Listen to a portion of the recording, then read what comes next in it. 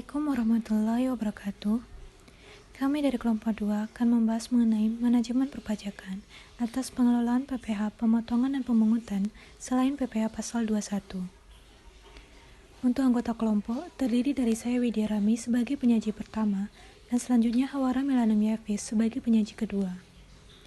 Baiklah, langsung saja kepada materi yang pertama, yaitu mengenai objek PPh pemotongan dan pemungutan selain PPh pasal 21 dan perlakuannya.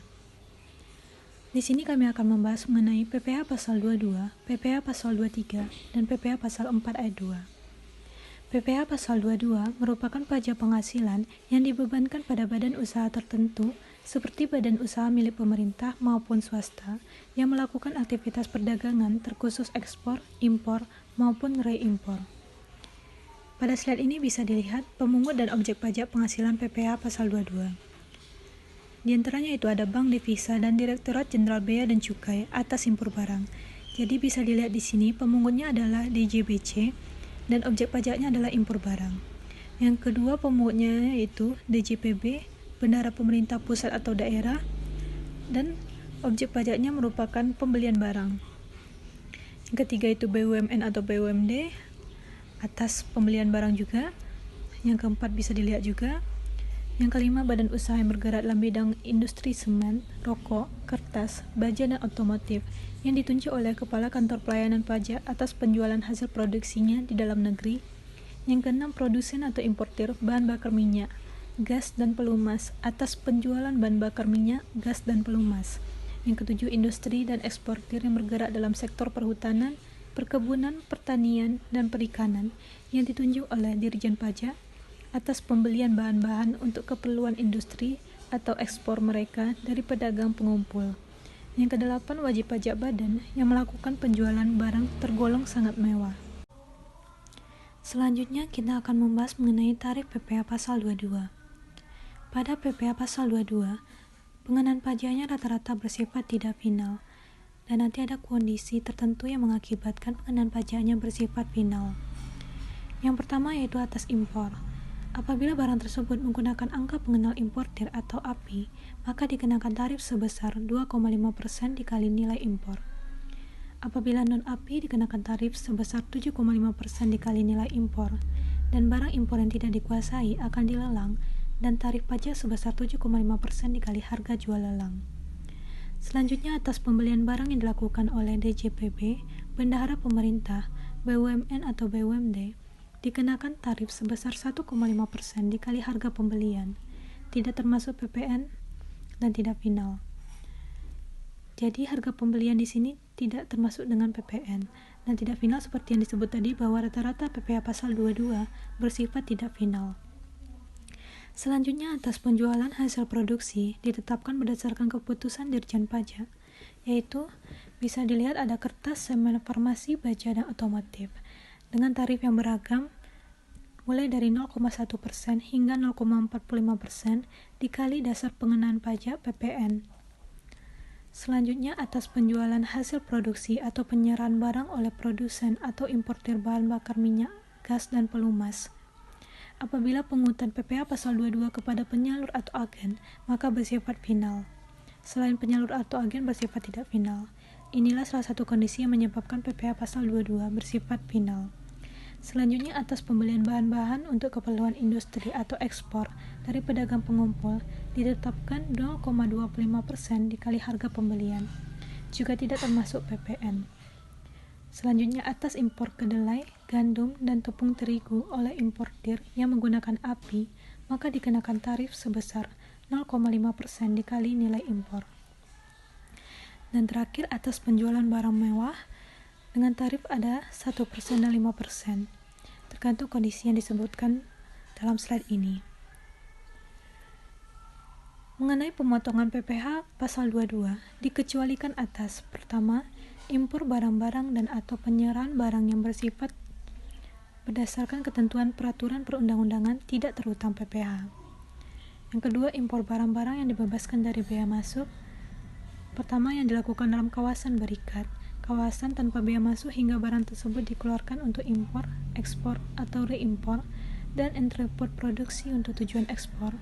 yaitu tempat penimbunan barang dagangan karena pengimpornya tidak membayar bea masuk sebagaimana mestinya. Yang kedua, sebagaimana dimaksud dalam pasal 6 dan pasal 7 PP nomor 6 tahun 1969. Yang ketiga, berupa kiriman hadiah. Yang keempat, untuk tujuan keilmuan.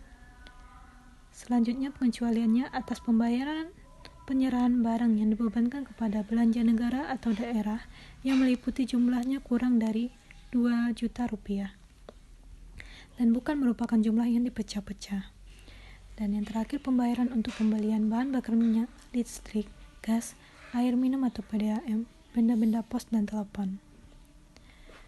Kita akan membahas mengenai contoh perhitungan PPh pasal 22. Di soal disebutkan bahwa PT DTC berkedudukan di Jakarta, menjadi pemasok alat-alat tulis kantor bagi Dinas Pendidikan Kota Tangerang Selatan. Pada tanggal 1 Oktober 2015, PT DTC melakukan penyerahan barang kena pajak dengan nilai kontrak sebesar 11 juta. Nilai ini sudah termasuk dengan PPN. Maka berapakah PPh pasal 22 yang dipungut oleh Dinas Pendidikan Kota Tangerang Selatan? Untuk mengetahui berapa PPh pasal 22 yang dipungut, pertama kali kita harus mengetahui berapa harga pembelian tidak termasuk PPN. Di soal telah disebutkan nilai kontrak sebesar 11 juta sudah termasuk PPN. Jadi kita harus mengeluarkan 10% PPN tersebut. Sehingga didapat harga pembelian tidak termasuk PPN adalah 10 juta. Jadi PPh pasal 22 yang dipungut adalah 1,5% dikali 10 juta, yaitu 150.000. Tarif sebesar 1,5% didapat dari rincian tarif yang telah disebutkan sebelumnya. Selanjutnya kita akan membahas mengenai PPh pasal 23. PPh pasal 23 adalah pajak yang dikenakan pada penghasilan atas modal, penyerahan jasa, atau hadiah dan penghargaan selain yang telah dipotong PPh pasal 21. Ada dua jenis tarif yang dikenakan pada penghasilan PPh pasal 23 ini, yaitu 15% dan 2%. Pertama yaitu tarif 15% dari jumlah bruto atas dividen, bunga, dan royalti. Untuk dividen dikecualikan atas pembagian dividen kepada orang pribadi karena ini dikenakan dan bersifat final. Selanjutnya atas hadiah dan penghargaan selain yang dipotong PPh pasal 21. Selain yang disebutkan ini, maka dikenakan tarif sebesar 2%. Seperti atas sewa, atas imbalan jasa teknik, jasa manajemen, jasa konstruksi dan jasa konsultan, atas imbalan jasa lainnya yang diuraikan dalam Peraturan Menteri Keuangan Nomor 141/PMK 03/2015, dan bagi wajib pajak yang tidak ber-NPWP akan dipotong 100% lebih tinggi dari tarif PPh pasal 23. Jumlah bruto adalah seluruh jumlah penghasilan yang dibayarkan, disediakan untuk dibayarkan, atau telah jatuh tempo pembayarannya oleh badan pemerintah, subjek pajak dalam negeri, penyelenggara kegiatan, bentuk usaha tetap, atau perwakilan perusahaan luar negeri lainnya kepada wajib pajak dalam negeri, atau bentuk usaha tetap, yang tidak termasuk pertama pembayaran gaji, upah, honorarium, tunjangan, dan pembayaran lain, sebagai imbalan sehubungan dengan pekerjaan yang dibayarkan oleh wajib pajak penyedia tenaga kerja kepada tenaga kerja yang melakukan pekerjaan berdasarkan kontrak dengan pengguna jasa. Kedua, pembayaran atas pengadaan atau pembelian barang atau material. Ketiga, pembayaran kepada pihak kedua untuk selanjutnya dibayarkan kepada pihak ketiga. Keempat, pembayaran penggantian biaya atau reimbursement. Kemudian kita akan membahas mengenai pengecualian atas pemotongan PPh pasal 23. Pertama, atas penghasilan yang dibayar atau berulang kepada bank. Kedua, sewa yang dibayar atau terhutang sehubungan dengan sewa guna usaha dengan hak opsi. Dan ketiga, dividen atau bagian laba yang diterima atau diperoleh perseroan terbatas sebagai wajib pajak dalam negeri, koperasi, BUMN atau BUMD dari penyertaan modal pada badan usaha yang didirikan dan bertempat kedudukan di Indonesia dengan syarat: pertama, dividen berasal dari cadangan laba yang ditahan. Kedua, bagi perseroan terbatas, BUMN atau BUMD, kepemilikan saham pada badan yang memberikan dividen paling rendah 25% dari jumlah modal yang disetor.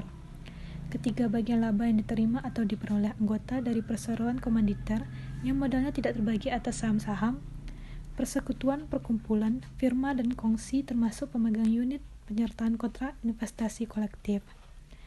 Yang keempat, SHU koperasi yang dibayarkan oleh koperasi kepada anggotanya.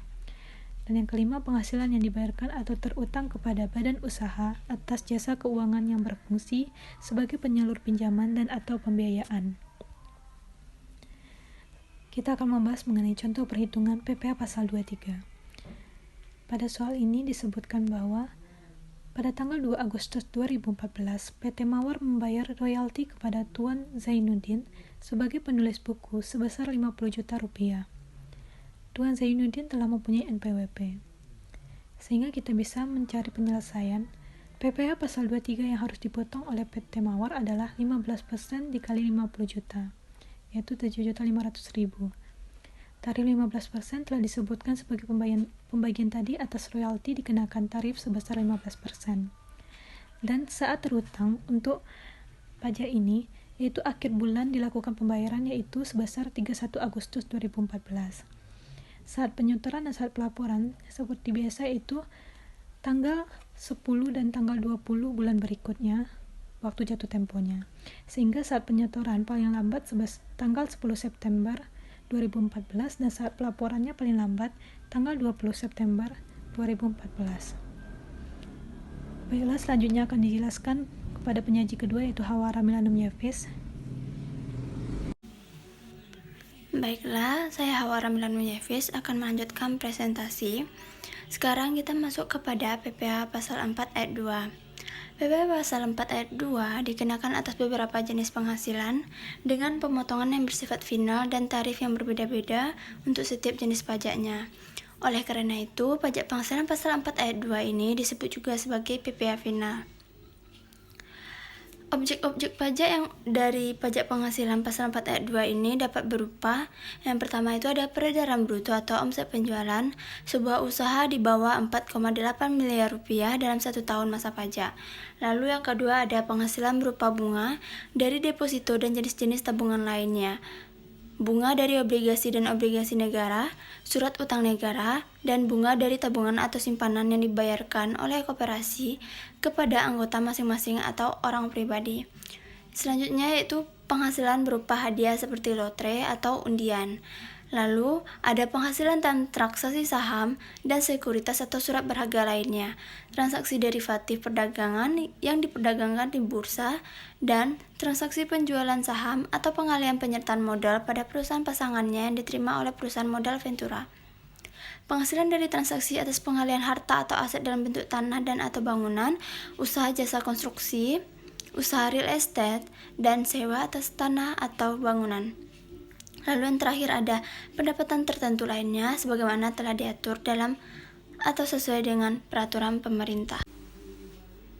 Baiklah, selanjutnya kita mulai kepada tarif PPh pasal 4 ayat 2. Yang pertama itu ada tarif pajak 0-20%, bunga dari kewajiban.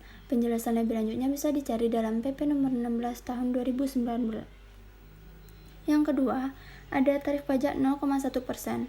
Transaksi dari penjualan saham atau pengalihan ibu kota mitra perusahaan yang telah diterima oleh modal usaha sebagaimana telah diatur di dalam PP nomor 4 tahun 1995.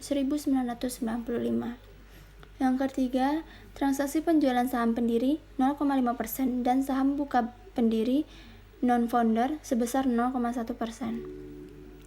Seperti yang tercantum dalam PP nomor 14 tahun 1997 serta turunannya Keputusan Menteri Keuangan nomor 282 KMK 04 1997, SE 15 PJ 42 1997 dan SE 06 PJ 4 1997.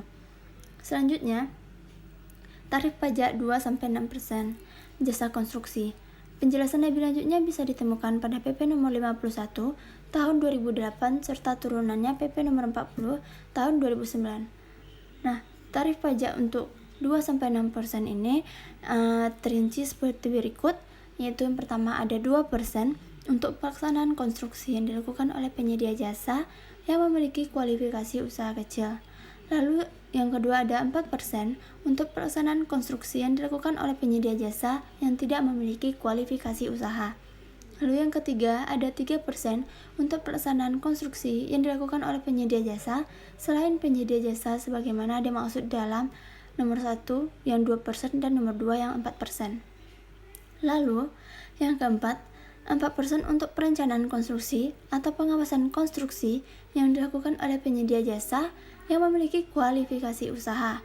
Dan yang terakhir, 6% untuk perencanaan konstruksi atau pengawasan konstruksi yang dilakukan oleh penyedia jasa yang tidak memiliki kualifikasi usaha. Selanjutnya yaitu tarif pajak 2,5%. Pengalihan hak atas tanah dan atau bangunan dalam hal ini tidak termasuk real estate seperti yang tercantum dalam PP nomor 71 tahun 2008. Selanjutnya itu tarif pajak 10%. Bunga simpanan yang dibayarkan koperasi kepada para anggotanya masing-masing sebagaimana telah diatur pada pasal 17 ayat 7 serta turunannya PP nomor 15 tahun 2009. Selanjutnya itu tarif pajak 10% dividen yang diterima wajib pajak orang pribadi dalam negeri sebagaimana telah diatur dalam pasal 17 ayat 2C. Selanjutnya itu tarif pajak 10% sewa atas tanah dan atau bangunan seperti yang telah diatur PP nomor 29 tahun 1996 dan juga turunannya PP nomor 5 tahun 2002. Lalu selanjutnya itu tarif pajak 20%, bunga deposito serta jenis-jenis tabungan, sertifikat Bank Indonesia atau SBI, dan diskon jasa giro sebagaimana telah diatur PP nomor 131 tahun 2000 serta turunannya keputusan Menteri Keuangan nomor 51 KMK 04 2001. Lalu yang terakhir ada tarif pajak 25% hadiah lotre atau undian sebagaimana telah diatur PP nomor 132 tahun 2000. Nah, selanjutnya kita masuk kepada contoh.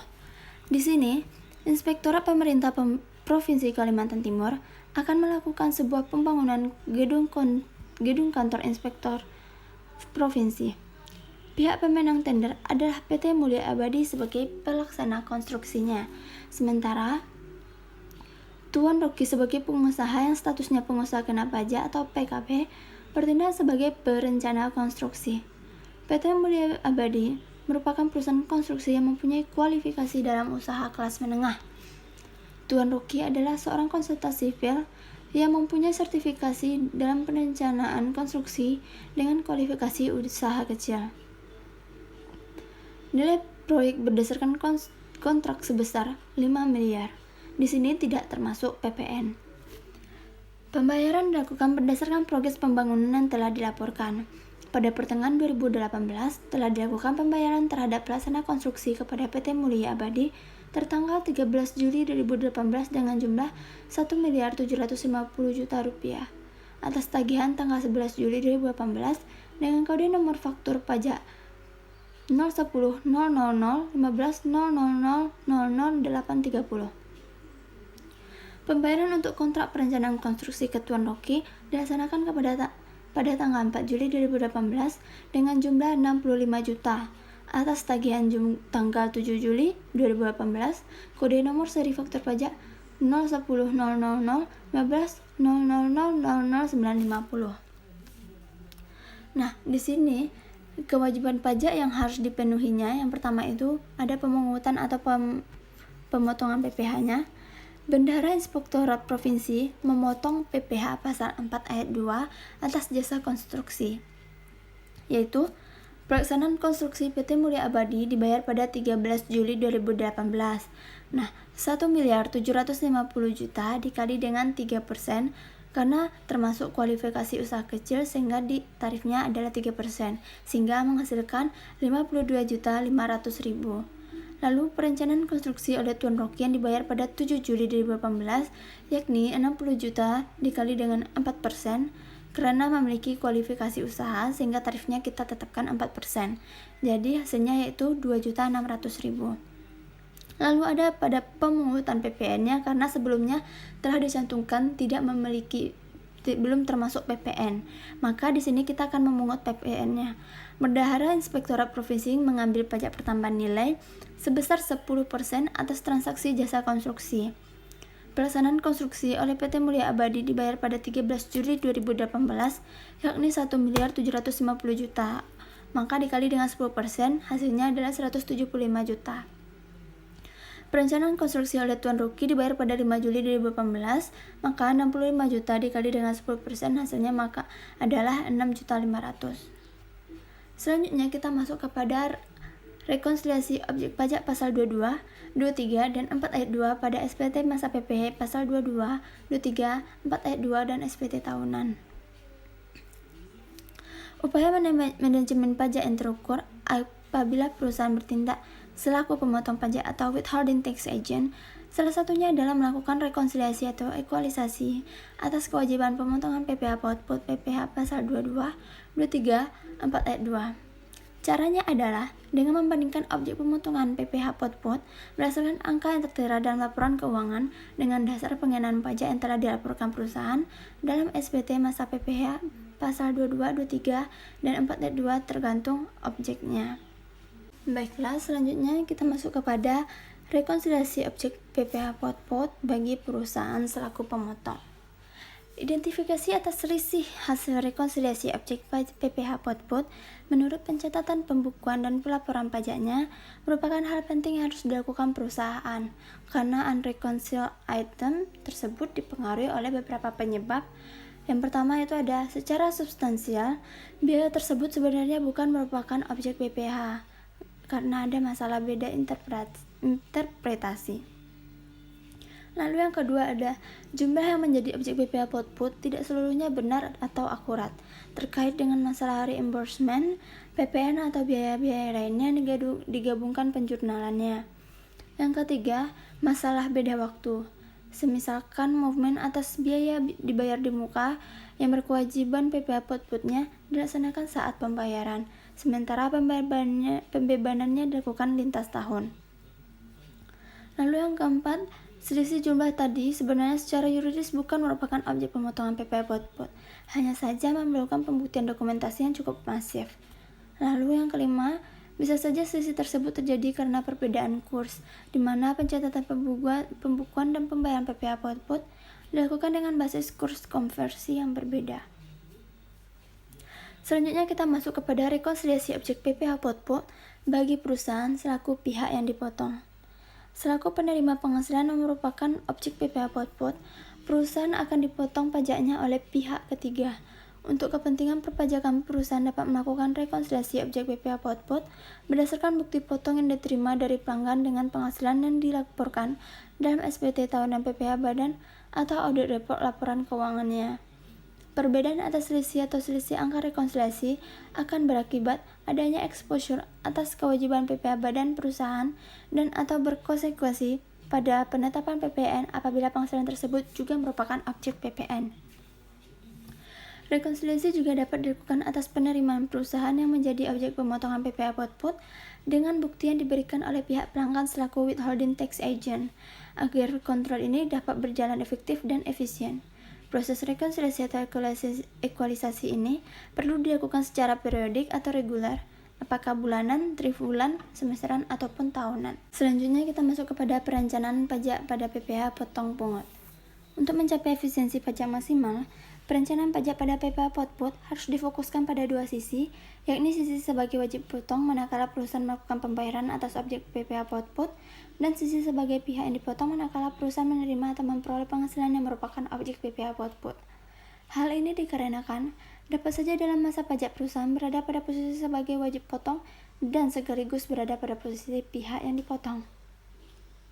Dalam posisi sebagai pihak dipotong, sebagai pemotong, untuk menghindari sanksi pajak yang dapat terjadi berkaitan dengan kewajiban memotong pajak, maka perusahaan harus memperhatikan hal-hal berikut.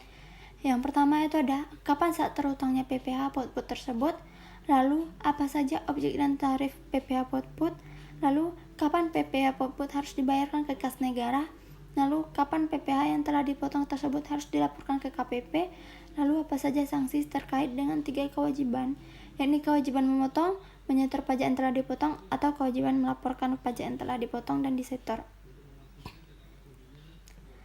Lalu selanjutnya ada perencanaan pajak PPh outputnya bagi pihak yang dipotong. Perusahaan yang memiliki hak pengkreditan atas PPh yang dipotong oleh pihak ketiga terhadap PPh badan perusahaan sepanjang PPh yang dipotong bukan tergolong PPh final. Untuk mendapat hak perkreditan tersebut, perusahaan harus memenuhi persyaratan berikut. Yang pertama, harus didukung dengan bukti potong asli atau legalisir sesuai asli. Tahun pengkreditan harus sesuai dengan tahun yang tertera pada bukti potong. Jenis pajak yang tercantum pada bukti potong dan SSP harus benar atau didukung dengan surat pemindah bukuan yang diterbitkan oleh KPP jika terjadi kesalahan jenis PPh yang dipotong. Adapun tujuan perencanaan pajak pada posisi sebagai pihak yang dipotong adalah untuk mencapai efisiensi pajak dengan cara memaksimalkan pemanfaatan hak pengkreditan tersebut. Terima kasih, sampai di sini dulu presentasi dari kelompok 2. Saya ucapkan Assalamualaikum warahmatullahi wabarakatuh.